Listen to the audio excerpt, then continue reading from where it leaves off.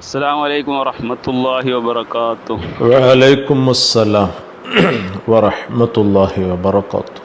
ഉസ്താദ് റാഹത്തല്ലേ? അൽഹംദുലില്ലാ. ഉസ്താദ്, ഒരു സംശയം. ഇപ്പം നമ്മൾ സാധാരണ നിസ്കരിക്കുമ്പോൾ സലാം വീട്ടുമ്പോൾ നമ്മൾ വലതു ഭാഗത്തേക്കും ഇടതു ഭാഗത്തേക്കും മുഖം തിരിക്കൽ സുന്നത്തുണ്ടല്ലോ.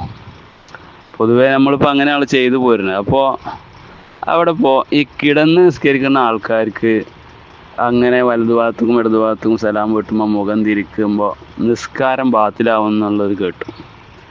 അങ്ങനെ നിസ്കാരം ബാത്തിലാകുമോ? സാധാരണ ഇപ്പോൾ എല്ലാവരും ഈ കിടന്ന് നിസ്കരിക്കുകയാണെങ്കിൽ ആരും നിസ്കാരം ഇനിയിപ്പോൾ എങ്ങനെയാണെങ്കിലും സലാം വീട്ടുന്ന സമയത്ത് ഈ മുഖം തിരിക്കുന്നതായി നമ്മൾ ചെയ്തു പോരുന്ന സംഗതി ആയതുകൊണ്ട് അങ്ങനെ സംഭവിക്കുമല്ലോ.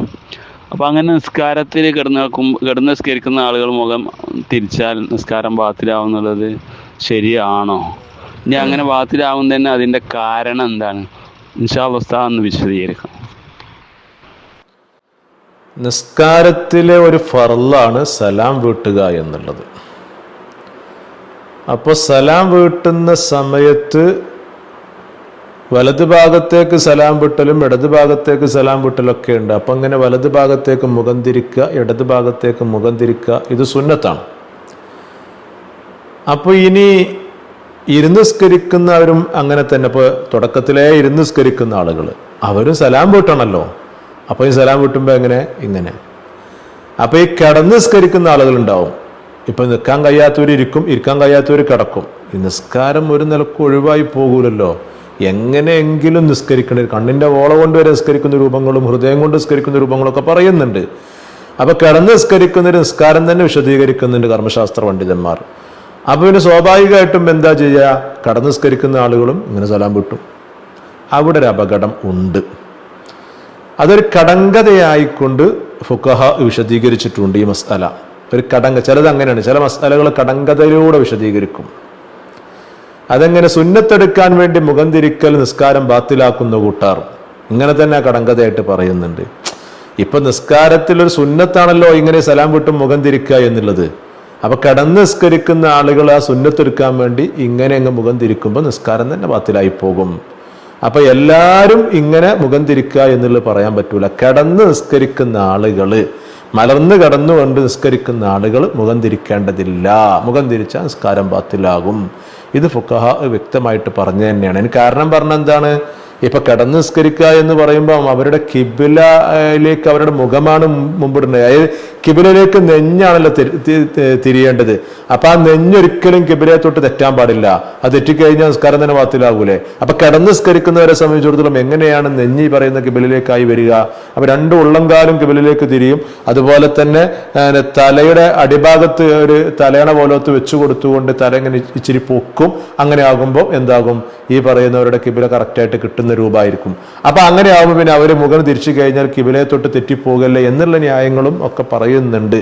ഇത് മഹാനായ ഇമാം റംലി റളിയല്ലാഹു അൻഹു അവിടുത്തെ നിഹായയില് ഇങ്ങനെ സലാം വിട്ടുന്ന രൂപങ്ങളൊക്കെ പറയുന്നുണ്ട്. നിഹായുടെ 1-ാം വാള്യം ഇതിന്റെ 337-ാമത്തെ പേജിലുണ്ടോ. അപ്പോൾ അക്കല്ലുഹു അസ്സലാമു അലൈക്കും, സലാം വീട്ടുമ്പോൾ ഏറ്റവും ചുരുങ്ങിയത് അസ്സലാമു അലൈക്കും എന്ന് പറയാണല്ലോ. മിൻ ഖുഊദിൻ ഔ ബദലിഹി എന്നൊക്കെ പറയുന്നു. ആ ഇരുന്ന് നിസ്കരിക്കുകയാണെങ്കിലും എങ്ങനെയാണെങ്കിലും ഇപ്പൊ സലാം വീട്ടണല്ലോ. എന്നിട്ട് പറഞ്ഞു വസുദുറുഹു ലിൽ കിബിലത്തി, നെഞ്ഞ് കിബിലയെ തൊട്ട് തെറ്റാൻ പറ്റൂല കേട്ടോ. നെഞ്ഞ് കിബിലയെ തൊട്ട് തെറ്റാത്ത രൂപത്തില്ല. അപ്പൊ ഇങ്ങനെ തിരിയുമ്പോൾ നെഞ്ഞടക്കം തിരിയണ്ട എന്നാണ് പറഞ്ഞതിന്റെ അർത്ഥം. അവിടെ മഹാനായ ഇമാം റഷീദി റഹിമഹുല്ല ആശുത്തുർ റഷീദിയിലാണ് ഇതൊക്കെ പറയുന്നത്. അപ്പൊ ഇങ്ങനെ മലന്ന് കടന്ന് നിസ്കരിക്കുന്ന ആളുകൾ ഇന്ന് ഒഴിവാക്കിയെടുക്കണം, അല്ലെങ്കിൽ ബുദ്ധിമുട്ട് കയറി വരുന്നുണ്ട്. ആഷിദ് റഷീദിയുടെ 1-ാം വാള്യത്തിന്റെ 625-ാമത്തെ പേജിലായിട്ടുണ്ടോ ഫൽ മുസ്തൽഖി.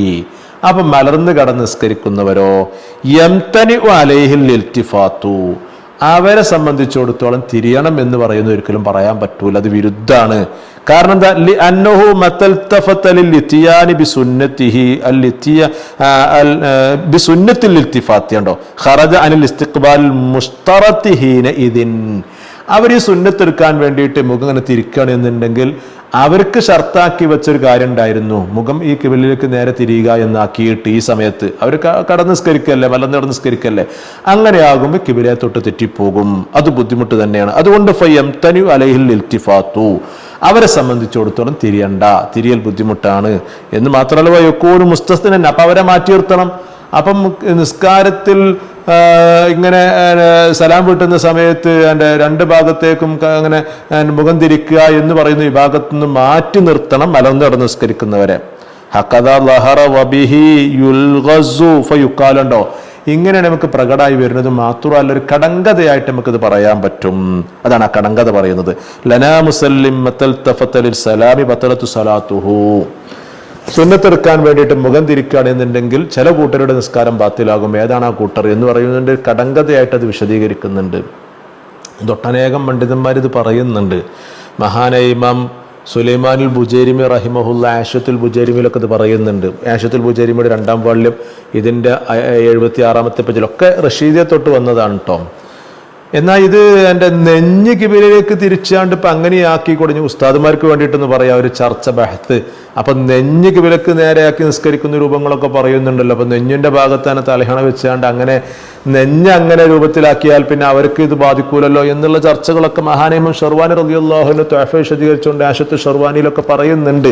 പക്ഷെ അതൊന്നും കൂടുതലായിട്ട് വരുന്ന ഒന്നല്ല. കൂടുതൽ നമുക്ക് ചിന്തിച്ചാൽ മനസ്സിലാകുന്ന ഒന്നെന്താണ്, നമ്മൾ മലർന്ന് കിടന്ന് നിസ്കരിക്കുക, അതായത് ഇതിനൊന്നും കഴിയാത്ത ആളുകൾ മലർന്ന് കിടന്ന് നിസ്കരിക്കുമല്ലോ, അവരെ സംബന്ധിച്ചിടത്തോളം അവരെന്താ ചെയ്യുക, ഇങ്ങനെ മലർന്ന് കിടന്ന് നിസ്കരിക്കുമ്പം ഇങ്ങനെ ഈ രൂപത്തിൽ മുഖം ഇങ്ങനെ തലയണ വെച്ചിട്ടാണല്ലോ നിൽക്കുക.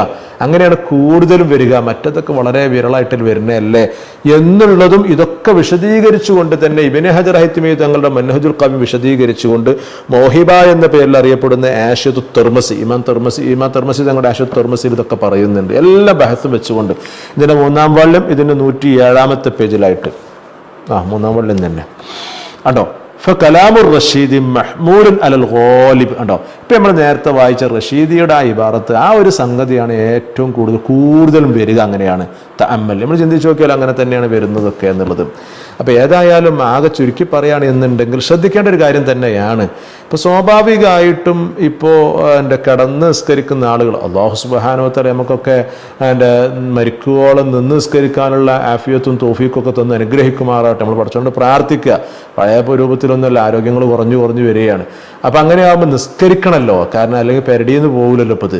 അപ്പം ആയതുകൊണ്ട് നിൽക്കാൻ കഴിയുന്നവർക്ക് അല്ലെങ്കിൽ ഇരിക്കട്ടെ അല്ലെങ്കിൽ കിടക്കട്ടെ എന്നൊക്കെ പറഞ്ഞാൽ കണ്ണിൻ്റെ പോള കൊണ്ടൊക്കെ എങ്ങനെ ഇതൊക്കെ വളരെ പ്രയാസപ്പെട്ട് രോഗത്തിലും പ്രയാസത്തിലൊക്കെ ആകുന്ന സമയത്ത് നമ്മുടെ വീടുകളിലൊക്കെ ഉമ്മമാരും രോഗികളൊക്കെ നിസ്കരിക്കുന്നുണ്ടാകും. അവരോടൊക്കെ കുറച്ചൊക്കെ ഒരു ഈമാനിക ബോധമുള്ളവരൊക്കെ പറയും നിസ്കരിക്കണം എന്ന് പറയും. എങ്ങനെയെങ്കിലും സാധിക്കുന്ന രൂപത്തിൽ ആ ഭക്തനെ മാനിച്ചുകൊണ്ട് നിസ്കാരം നടക്കട്ടെ എന്ന് പറഞ്ഞ് നിസ്കരിക്കാൻ വേണ്ടി പറയും. അങ്ങനെ ആകുമ്പോൾ അവർ കഷ്ടപ്പെട്ടല്ലേ നിസ്കരിക്കുന്നത്, മലർന്ന് കടന്നിട്ടാണ് നിസ്കരിക്കുന്നത്. എത്രത്തോളം കഷ്ടപ്പാടുണ്ടാകും. ആ നിസ്കാരം തന്നെ ബാത്തിലാകുന്നതിൻ്റെ ഒരു ചെറിയൊരു അറിവില്ലായ്മയുടെ പേരിൽ, ഒരു ശ്രദ്ധക്കുറവിൻ്റെ പേരിൽ അവർ നിസ്കാരം ബാത്തിലാകുന്നുണ്ട് എന്ന് പറഞ്ഞാൽ എത്ര സങ്കടകരമാണിത്.